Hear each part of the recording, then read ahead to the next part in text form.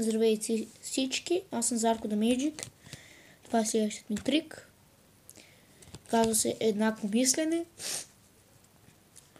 И 4 зрители трябва да си изберат една карта, по една карта всеки. Или един зрител трябва да си избере 4 карти. Така ще стане то, като ми каже стоп. Стоп, примерно ето тук. И още веднъж. Стоп. Ето така. И сега търсим първата обърната карта. Ето е първата обърната карта. Ще я оставя настрани. Ето тук. След което още веднъж трябва да ми кажа стоп. Стоп. И още веднъж. Стоп. И пак търсим първата обърната. Ето е първата обърната. Ето, сега ще я покажа. Даже тя е асо спатия. Ще оставя. Всъщност няма да оставя тук. Ще оставя ето тук. След което пак трябва да кажа стоп, стоп. Стоп. И ето картата. Ще оставя тук. И още веднъж. Стоп. Стоп. Първата обърната карта. Ето я и нея. И нея ще оставя тук. И сега ще работя с тези 4 карти. Ето я асо спатия.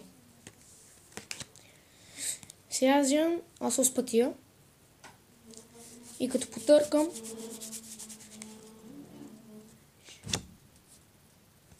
тук ще поставя асото спатия.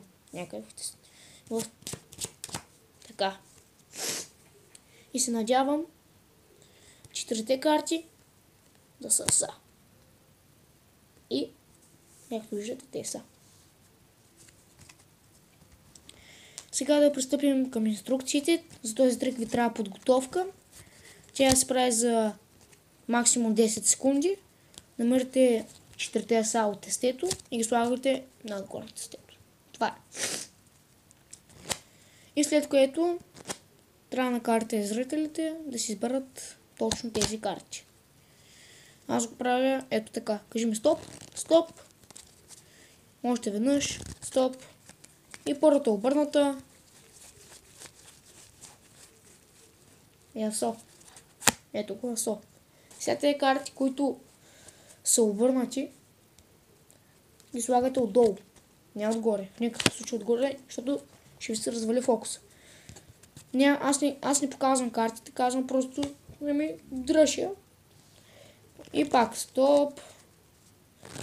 Стоп. Пак асо. Опа. След като още веднъж стоп.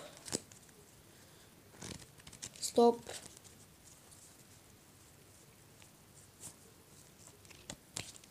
Асо. И последното. Стоп. Стоп. И ето последната карта.